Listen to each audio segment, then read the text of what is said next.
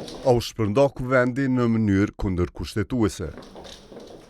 Presidentja Vjosa Osmani e shpërndau sot legjislaturën e 9 nëpërmjet një dekreti.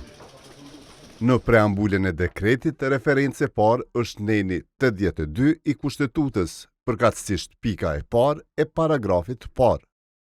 Çka thot kjo dispozitë kushtetuese? Kuvendi shpërndahet nëse brenda afatit prej 60 ditësh nga dita e caktimit të mandatarit nga Presidenti i Republikës së Kosovës nuk mund të formohet qeveria. Për ta parë a është konsumuar ky afat, e bëjmë një kalkulim të thjeshtë.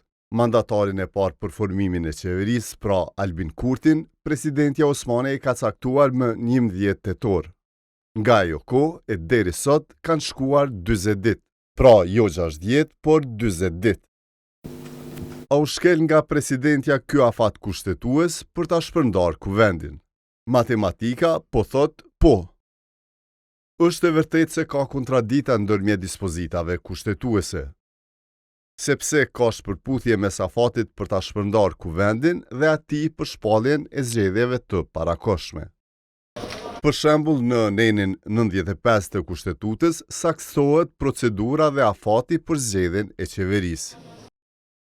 Aty tregohet që pas emërimit, kandidati për kryeministër i ka 15 ditë kohë t'ia paraqesë kuvendit për miratim për bërjen e qeverisë.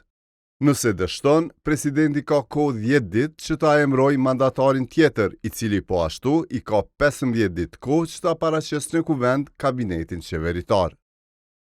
Neni precizon se nëse as herën e dytë nuk zgjedhet qeveria, presidenti i shpall zgjedhjet e parakohshme.